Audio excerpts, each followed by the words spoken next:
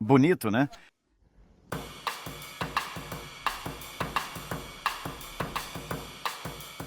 Esse país está no máximo em muitos aspectos, desde a segurança nacional até a segurança dos esquiadores. Da atmosfera alpina ao freeride na neve alpina, das incríveis soluções de infraestrutura e transporte público aos preços inacreditáveis por quase tudo. Neste vídeo, discutiremos esses aspectos, usando como exemplo uma região muito pitoresca e de elite. Mas primeiro,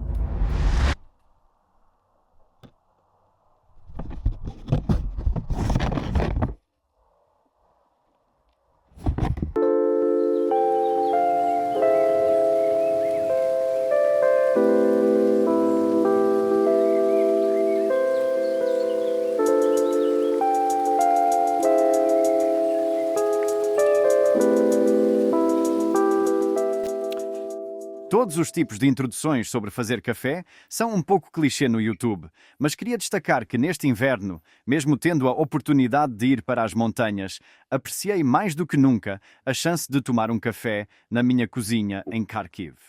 E quando eu estava na cidade, comecei aos poucos a filmar sobre Kharkiv no inverno, começando com a árvore de Natal no metrô, que na minha opinião foi uma jogada de mídia muito legal, sobre o gato chamado John de Liptzy, que foi evacuado de lá e agora espero que esteja vivendo seus melhores dias em Lviv. E finalmente sobre como ao pôr do sol patinávamos no rio Lupan até que o alarme antiaéreo interrompeu. E claro, sobre as pessoas voluntárias que frequentemente trabalham desde os primeiros dias, incluindo Oleksij, que está envolvido na evacuação médica da região e, junto com sua equipe, transporta ambulâncias da Holanda. Este é também o meu velho amigo Jura, que alugava câmeras e agora trabalha consertando carros para o exército, e durante todo esse tempo fez um ótimo trabalho. Isso também se aplica a Dmitry, que está envolvido no resgate de animais afetados por bombardeios e os leva para diferentes abrigos, incluindo, por exemplo, a Academia de Medicina Veterinária de Kharkov, onde os funcionários cuidam deles. Mas por algum motivo, desta vez eu não consegui me concentrar para fazer um vídeo separado no YouTube sobre isso. Então decidi falar sobre isso no início deste vídeo e lembrar sobre a arrecadação de fundos para os voluntários. Então, eu tenho este material da Suíça, que está esperando há 1 ano e meio para ser editado. A parte introdutória em Kharkiv levou-nos um pouco mais de tempo, então não se esqueça de curtir e se inscrever, se ainda não fez isso. E agora vamos nos teletransportar para o ano de 2011, para uma das regiões mais interessantes da Suíça. Engadina é uma região montanhosa perto da fronteira com a Itália, que assim como a maioria dos Alpes, é famosa por seus lagos pitorescos e vistas de montanha, mas além disso, também é conhecida por St. Moritz. Acredita-se geralmente que é a cidade mais cara e mais exclusiva de toda a Suíça. Por isso, é um dos melhores lugares do mundo. É uma surpreendente combinação de alta concentração de luxo hardcore e extravagância com a tradição dos esportes de inverno. Vamos falar sobre isso um pouco mais tarde.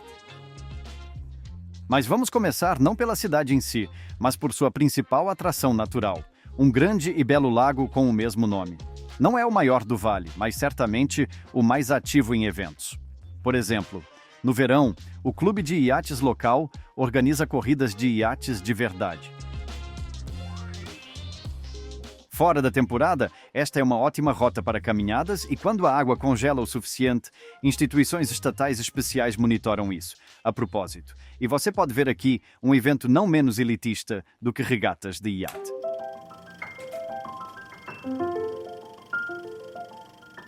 Corridas de cavalos e torneios de polo acontecem aqui todos os anos desde 1911. Este evento é chamado de White Turf, que significa superfície branca, e reúne espectadores entre as pessoas comuns e entre os portadores de associação VIP dourada por mais de 10 mil francos. Isso significa que os atletas e espectadores chegam em jatos particulares, vestindo casacos de pele, bebem champanhe e assistem a este belo esporte. E isso é provavelmente o que melhor caracteriza St. Moritz. A população oficial da cidade gira em torno de 5 mil habitantes, sendo principalmente aqueles que tiveram a sorte de herdar uma propriedade aqui ou pessoas muito ricas, incluindo oligarcas russos, sobre os quais a Suíça supostamente impôs sanções, mas devido ao seu tradicional segredo bancário de código aberto, não é possível descobrir o que eles realmente possuem. E em algum lugar nos níveis superiores das encostas de St. Moritz está a vila mais cara da Suíça e a única do tipo no mundo. No ano de 2018, foi vendida por 185 milhões de euros. Do lado de fora, esta propriedade também não parece tão cara, mas o fato é que existem 7 níveis, alguns dos quais estão sob a terra alpina, mas a principal riqueza está neste castelo. Além do acesso privado às pistas de esqui e banheiros incrustados de joias, há um verdadeiro lago subterrâneo aqui. De modo geral, cavar ou perfurar algo no subsolo ou nas rochas é uma tradição nacional suíça. Começaram a construir túneis ferroviários enormes para a época já no século XVIII e ainda é um dos líderes mundiais neste campo. Supõe-se que o túnel ferroviário mais longo e profundo está neste país, 57 quilómetros sob os Alpes. Durante o período entre a Primeira e a Segunda Guerra Mundial, começaram a construir uma rede inteira de bunkers defensivos. Isso no caso de visitantes indesejados que quisessem se estabelecer em solo suíço para nivelá-los com o armamento escondido lá. E não são apenas pequenos nós, mas redes enormes, autônomas, de muitos quilômetros, que estão cuidadosamente escondidas nas montanhas. Então, pode-se dizer que enquanto outros países negociavam e formavam alianças, os suíços estavam cavando o solo alpino para se proteger devido à sua famosa neutralidade. E, é claro, não posso deixar de mencionar que, após a Segunda Guerra Mundial, os suíços construíram muitos bunkers por todo o país que podem proteger toda a população em caso de ataque nuclear. Resumindo, a Suíça subterrânea é tão interessante quanto a Suíça na superfície, e, na minha opinião, o tema mais completo e interessante de bunkers e armazéns deste país foi apresentado por um dos meus youtubers favoritos, Johnny Harris. Recomendo assistir a este documentário se você entende inglês. Passei apenas 1 dia e meio na cidade em si e achei ela extremamente desconfortável para caminhar. Além das trilhas especialmente marcadas, você também pode usar as ruelas estreitas para sair do Range Rover e ir a um restaurante ou boutique. E a concentração de lojas de moda por metro quadrado aqui é provavelmente a mais alta que eu já vi. Um Rolls Royce está na estrada. Isso acontece. Na história, a ação de inverno do filme House of Gucci aconteceu aqui. No entanto, eles foram filmados em um resort um pouco mais econômico em algum lugar da Itália. Provavelmente porque tinham um orçamento limitado para pagar bem a todos. Raramente se consegue ofertas baratas, mas pelo preço médio por noite na temporada de inverno, St. Moritz é uma das cidades mais caras do mundo. Mas um dos hotéis de luxo daqui se tornou um marco para todos os Alpes. Se a cidade francesa de Chamonix, da qual falei em um dos meus vídeos anteriores, se tornou o berço do alpinismo em St. Moritz, ou melhor, neste hotel, nasceram as férias de inverno como as conhecemos. Em um verão, em algum lugar em meados do século XIX, seu proprietário apostou com seus convidados ingleses que, se viessem aqui no inverno, alcançariam um nível tão alto quanto na estação quente. Eles vieram e ficaram até a primavera. Desde então, St. Moritz começou a receber viajantes ricos durante todo o ano. Na verdade, tornou-se o primeiro resort de inverno e começou a ser reconstruído para atender às necessidades dos turistas, e os hotéis com vilas tornaram-se sua nova aparência histórica. Restaram muito poucos prédios antigos na cidade. Eles foram convertidos em hotéis e novas lojas. Até agora, é possível ouvir ao fundo os sons da construção. Este é um dos poucos monumentos medievais restantes aqui. A principal característica desta torre é que ela está bastante inclinada para o lado. Esta é a torre inclinada de St. Moritz, e de longe vocês podem ver como ela está realmente inclinada. Veja. E isso aconteceu por causa de um terremoto que ocorreu aqui no século XVI. Desde então, muitas vezes se quis demoli-la, mas de alguma forma isso não aconteceu. E agora, os moradores se opõem à sua remoção, porque é quase o único patrimônio arquitetônico local desse tipo. Vamos passar do legado arquitetônico para o legado gastronômico. E não estou falando de queijos suíços ou mesmo de chocolate. Entrei em um café local com uma avaliação decente e um único dólar no cardápio do Google Maps para experimentar a famosa torta engadina. É uma sobremesa local que utiliza nozes, como avelãs, ou nozes com caramelo, assadas em uma massa quebrada. No entanto, a espessura do recheio era ligeiramente diferente daquela que vi na internet. Mas vamos experimentar.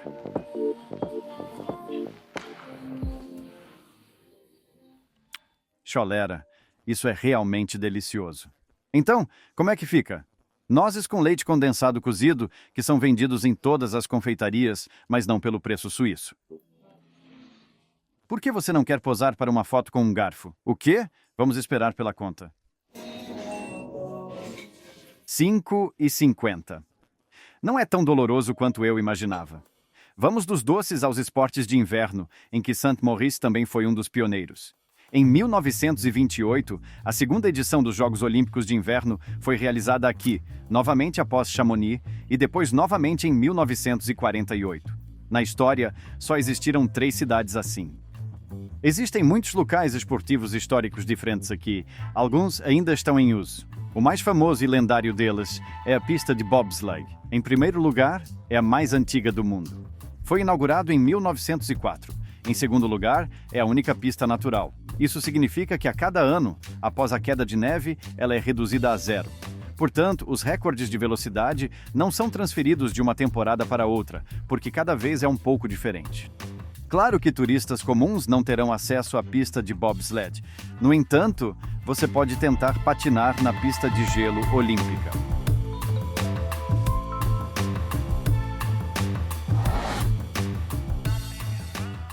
Após os tempos de glória olímpica, o rink de patinação ficou um pouco negligenciado, mas em 2017 foi escolhida a famosa empresa de arquitetura britânica Foster's, a mesma que vai reconstruir Kharkiv. Aqui, tudo foi restaurado em um bonito estilo vintage, e agora é o lugar perfeito para um leve romance gelado.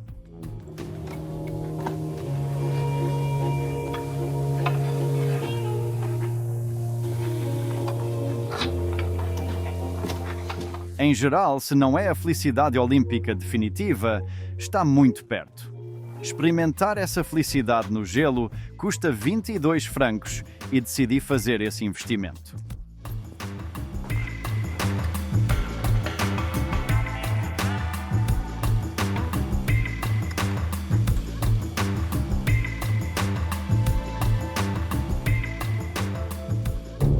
Definitivamente a melhor pista de gelo que já visitei.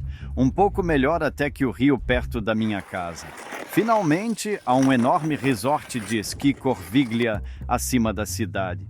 Fui lá com um grupo de amigos ucranianos que também vieram aqui para explorar Engadina.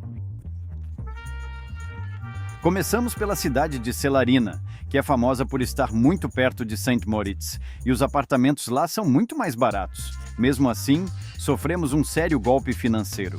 O Skypass na bilheteria custava 190 euros para 2 dias. Esses são os teleféricos mais caros em que já andei. Eu não diria que os teleféricos daqui são os mais modernos. Pelo contrário, eles dão um toque vintage e nem sequer há uma área de snowboard.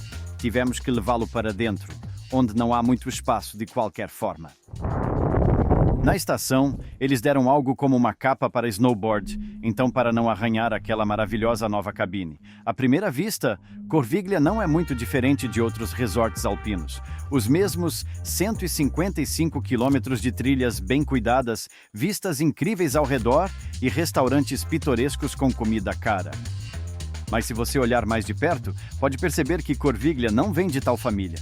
As colunas não anunciam marcas de esqui, mas marcas mais focadas na moda, e a sociedade ao seu redor frequentemente prioriza a moda sobre a tecnologia.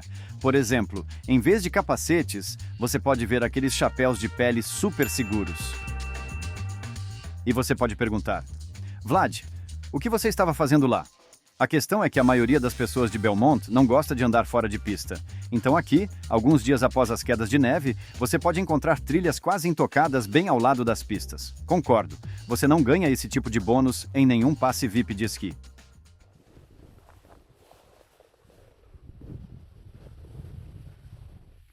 Bem, parece freeride. Legal.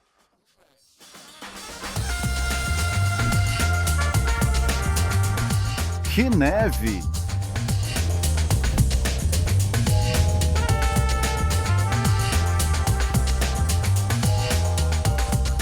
Uau! Que descida! Curto, mas...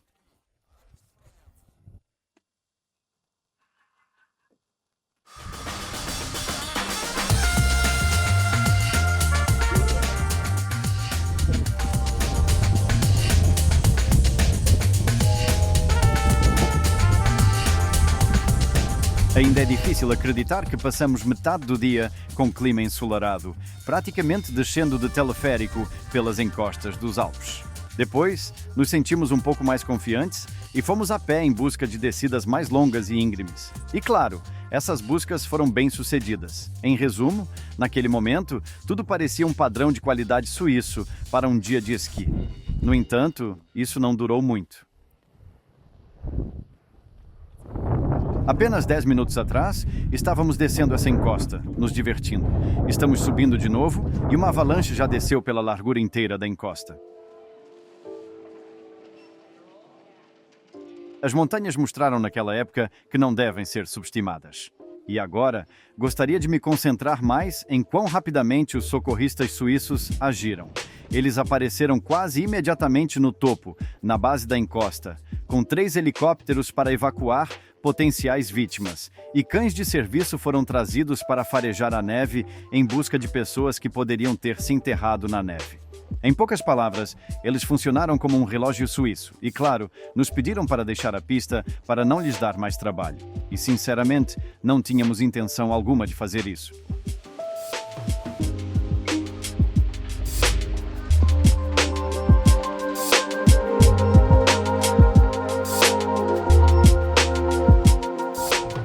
Para resumir, essas pistas nos impressionaram muito. Nós calmamente descemos por suas trilhas e fomos para casa. Mas as aventuras não terminaram aí.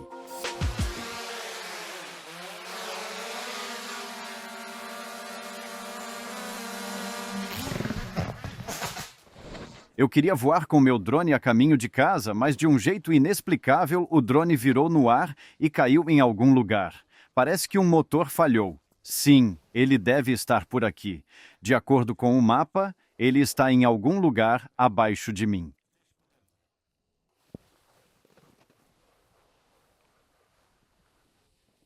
Aqui! Aqui ficou preso. Oh, que legal!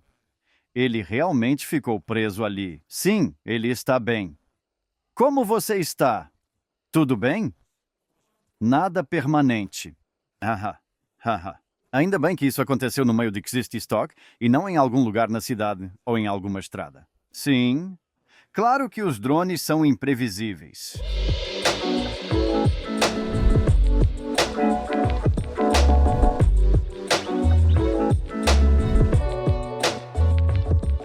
Semedan é o centro administrativo do distrito de Alta Engadina, com uma população de cerca de 3.000 habitantes, e me parecia quase completamente o oposto de St. Moritz. E não, a cidade não é de forma alguma pobre, mas muito mais acolhedora, com mais edifícios históricos e geralmente menos turística e oligárquica. No entanto, a principal instituição e característica de Samedan é o aeroporto local. Ele é o mais alto da Europa e pode receber voos regulares, mas devido à sua localização em um vale montanhoso, não é considerado o mais fácil para os pilotos pousarem. É também um lugar interessante para caminhar e ver aviões, pois é aqui que chegam vários jatos executivos dos amantes da Prada e do polo a cavalo. Bem, meu caminho para a cidade não foi aéreo, mas sim uma rota mais típica para a Suíça. Começou com um engarrafamento de 2 horas na fronteira com a Itália. E não foi porque estávamos tentando contrabandear algo, mas porque havia obras de manutenção no túnel de mão única, que é a única estrada para o país. Por isso cheguei à estação de trem depois das 9. Tudo estava fechado, mas na programação estava o último trem na minha direção, então decidi esperá-lo. Assim, após mais uma hora de meditação no frio alpino e com precisão suíça minuto a minuto, conforme planejado, meu trem chegou à plataforma. Os suíços viajam de trem com mais frequência do que qualquer outra pessoa na Europa, ficando atrás apenas do Japão. E não é surpreendente, porque, em primeiro lugar, apesar do terreno montanhoso, possui uma das redes ferroviárias mais completas e densas, e, em segundo lugar, uma das mais pontuais. Em média, mais de 90% dos trens chegam no horário. Pontualidade na Suíça é definida como menos de 3 minutos de atraso. Este é um padrão muito rigoroso. Não é por acaso que os caminhos de ferro suíços ocupam o primeiro lugar na Europa e o terceiro no mundo em termos de qualidade e fiabilidade, ficando atrás apenas do Japão e de Hong Kong. Sobre a beleza e a tecnologia dos próprios trens e algumas rotas falarei um pouco mais tarde neste vídeo. Por enquanto, vamos voltar para a noite na estrada. Foi assim que cheguei a Samedan e saí na escuridão para encontrar meu Airbnb. No começo pensei que o Google Maps tinha me levado a algum lugar, mas o anfitrião me encontrou e me levou para seu sótão. Uau! Isso é como um castelo. Sinta-se à vontade para assumir. Obrigado por me esperar. Até amanhã.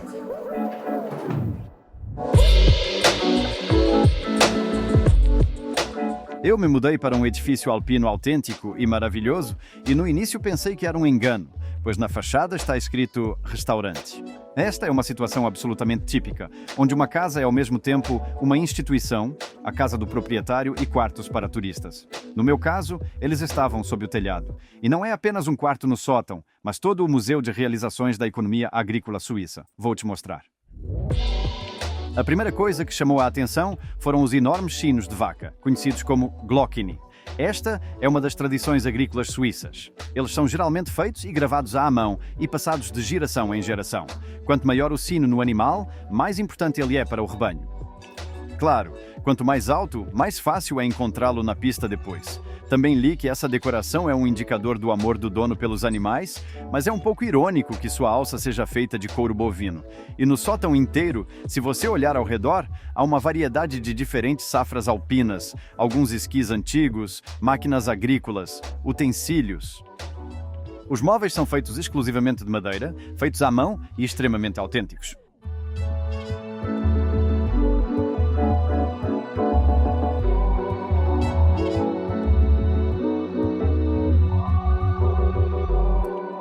Nisso tudo, moro sozinho no chão. Quanto ao meu quarto, é tão pequeno. Custou-me cerca de 75 francos por noite e, pelos padrões locais, é bastante barato. Fiquei muito surpreso que os hóspedes no sótão compartilham o chuveiro e o banheiro no andar de baixo, mas cada quarto tem sua própria pia. Por que é assim? Não sei.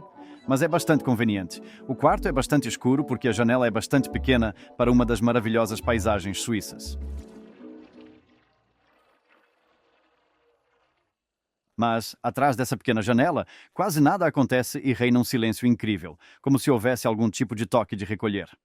Na Suíça, a maioria da população vive em pequenas cidades ou nos subúrbios de grandes centros.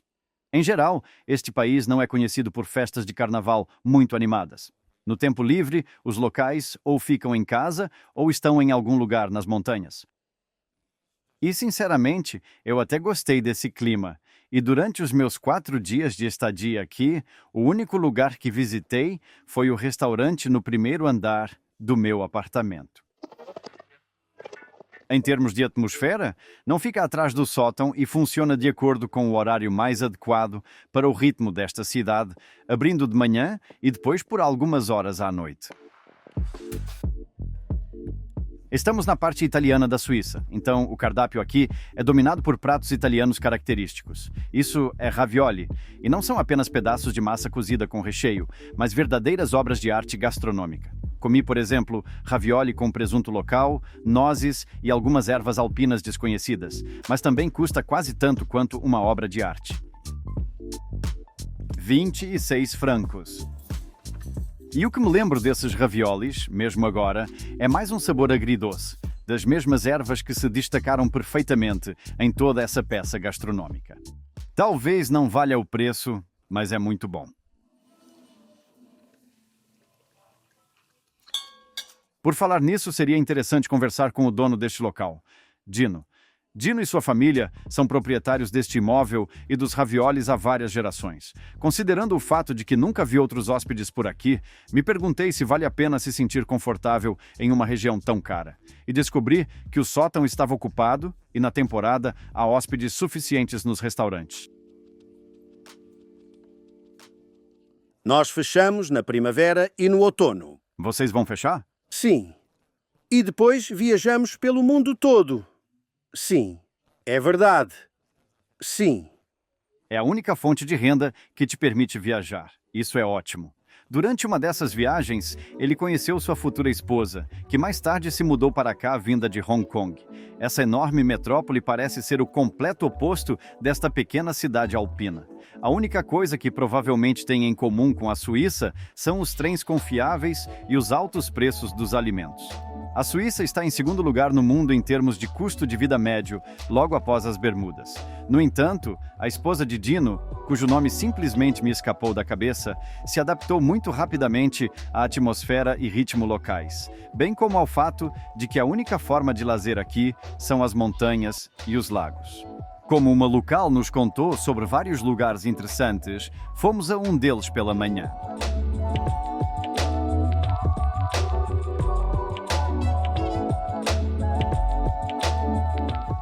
De modo geral, você pode ir direto do meu esconderijo em Samedan por transporte público. Há uma parada de ônibus bem ao lado.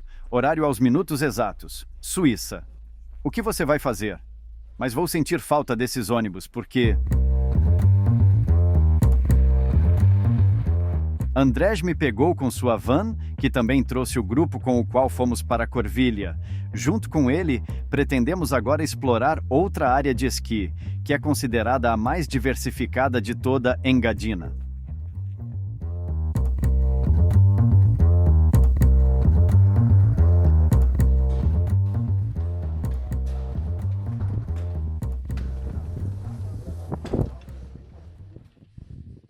Aquela pista de esqui se chama Corvatsch.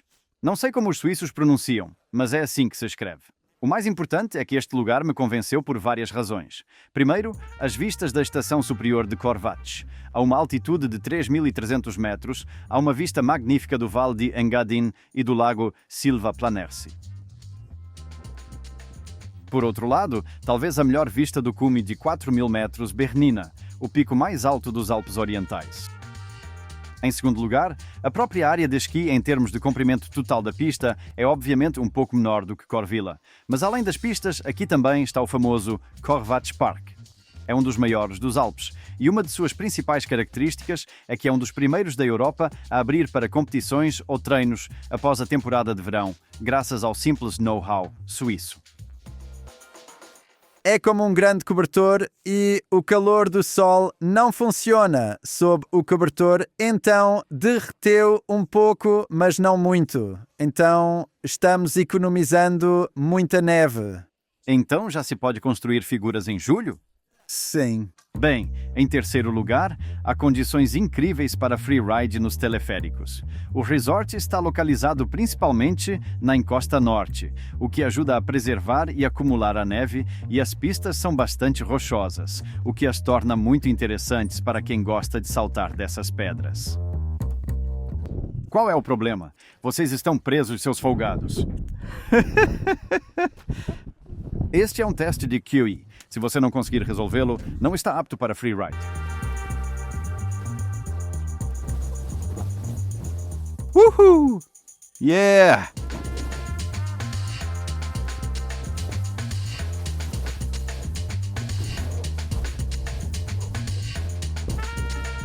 Uou! Pampuski! De pedra.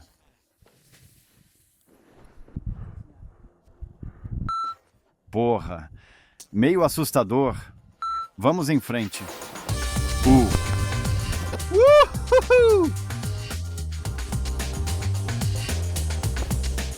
É apenas um parquinho.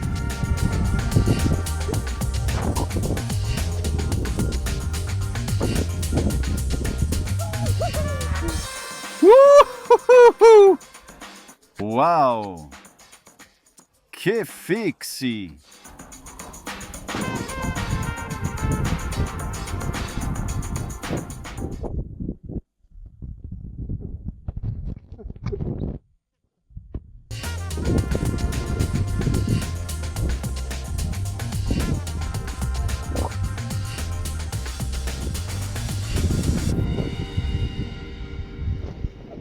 E com entrega diretamente na pista. Qualidade suíça.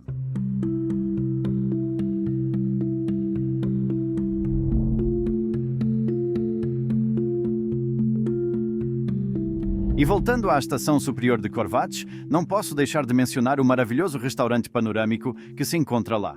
A sua singularidade está no fato de que destilam o seu próprio tipo de whisky aqui nas montanhas, que usam para cozinhar muitos dos seus pratos principais. E agora me arrependo um pouco de não ter experimentado nada naquela altura e ter ficado só com um café.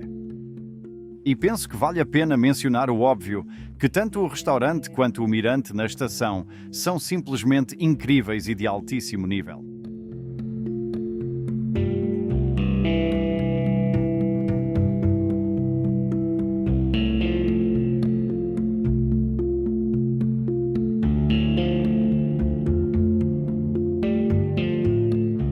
Éramos as últimas pessoas na montanha. Queríamos tirar algumas fotos para o Instagram e capturar toda a paleta de cores alpinas. O restaurante estava obviamente fechado há algum tempo e descemos no último teleférico com os funcionários que literalmente fechavam o restaurante atrás de nós. Agradecemos muito por nos darem mais meia hora para ver tudo isso. Resumindo, tenho memórias incrivelmente agradáveis de Corvates e recomendo definitivamente, se alguma vez você inesperadamente encontrar estas terras férteis.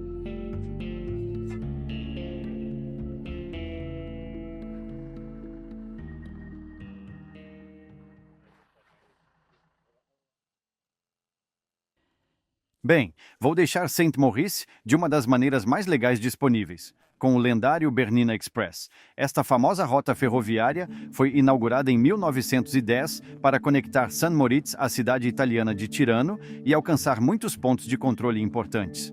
Vou dar mais detalhes no caminho, já que estou prestes a sair.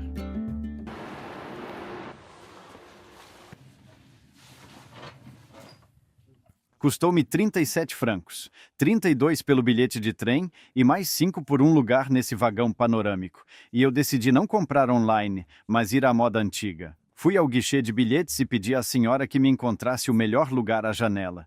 Eles me entregaram um envelope vermelho com bilhetes, instruções e desejos de uma boa viagem.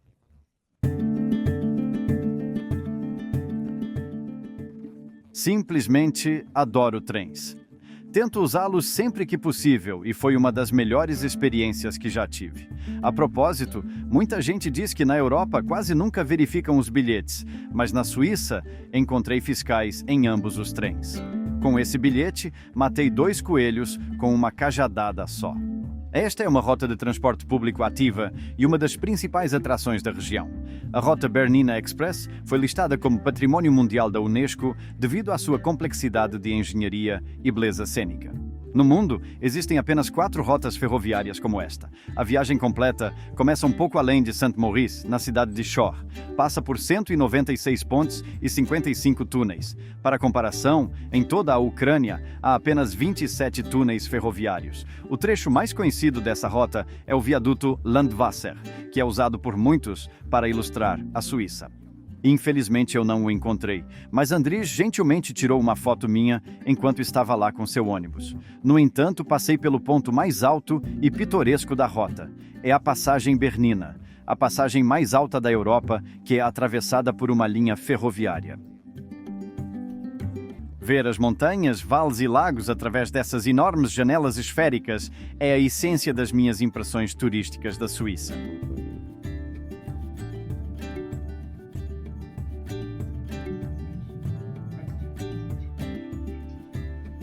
Depois, o trem desce, superando a maior diferença de altitude da Europa. Do Passo Bernina à cidade de Tirano, é preciso descer 1.800 metros. É muito, muito grande e muito pitoresca.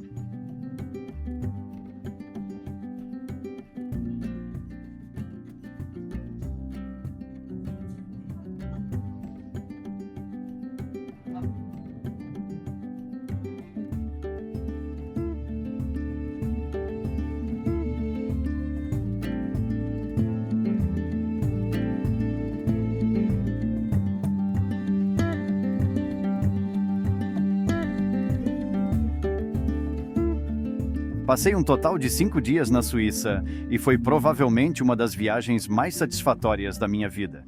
E aquele maravilhoso trem futurista me levando através das antigas cidades italianas a caminho do aeroporto foi o final perfeito de tudo isso.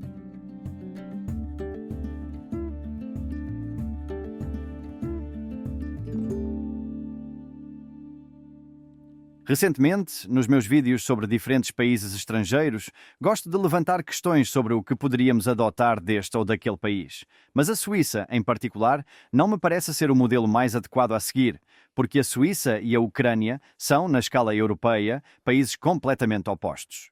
Começando pela geografia, somos em grande parte um país interior plano, com alguma diversidade e minerais naturais, enquanto a Suíça é realmente uma área montanhosa bem no centro da Europa, e a Ucrânia, devido à sua localização geográfica vantajosa, infelizmente foi um campo de batalha em muitas guerras. Ao longo dos séculos, até mesmo um ataque à Suíça foi temido. Isso os ajudou, entre outras coisas, a desenvolver a famosa neutralidade, que, junto com a santidade sem precedentes do segredo bancário, permitiu que eles fizessem da confiança seu principal recurso. Isso significa que eles não possuem uma quantidade excessiva de recursos minerais. Então, sua principal atividade é receber recursos para armazenamento de outros. E esses outros podem ser qualquer um, desde nazistas que guardavam lá seu ouro, até banqueiros americanos, investidores da Ásia e oligarcas russos. E me parece que se alienígenas aterrissassem, a Suíça seria o primeiro país a chegar a um acordo com eles. A mentalidade é completamente diferente. A Suíça é, na verdade, um país muito pragmático e um pouco empático, focado em uma abordagem de apenas negócios. Na maioria dos casos, funciona, mas às vezes não funciona como um relógio suíço. Recentemente, conversei com minha amiga Vera. Ela é médica e se mudou para a Suíça no início de 2022. Conversamos muito com ela sobre como tudo é organizado lá, como é o sistema educacional lá, mas o que mais me lembro é de um detalhe. Na Suíça, há muitos médicos do exterior. O trabalho é quase como a escravidão e nem sempre é justificado, pois os assistentes dos médicos quase não têm nada a fazer além do trabalho repetitivo e cansativo. Isso significa que eles estão no trabalho desde as 7 da manhã e geralmente trabalham até as 7 ou até 8 horas da noite todos os dias, sem pausa nem descanso adequado. E por que eles não mudam isso? Por que não fazer 2 mudanças lá? Muitas pessoas de diferentes países gostariam de trabalhar na medicina suíça. Acho que aqui também tudo está muito bem calculado e planejado e se você contratar médicos demais, não será muito rentável financeira e praticamente para o hospital que precisa equilibrar custos e manter a qualidade do serviço. Isso significa que a Suíça está programada para, acima de tudo, fazer o que é benéfico para o sistema. Se for vantajoso para eles aderir às sanções da União, eles o farão. Se por algum motivo for vantajoso chamar a guerra na Ucrânia de crise em seus recursos oficiais, eles o farão.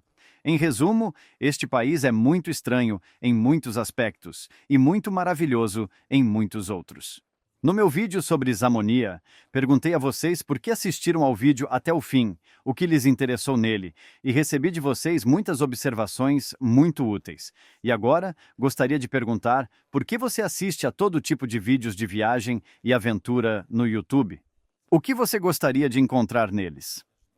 Seja informações úteis, lugares que você pode marcar, ou apenas conteúdo com o qual você pode passar a próxima meia hora ou 1 hora. Escreva nos comentários. Isso será muito útil para entender o que fazer a seguir. Então, terminando de forma tradicional, vejo vocês no próximo vídeo.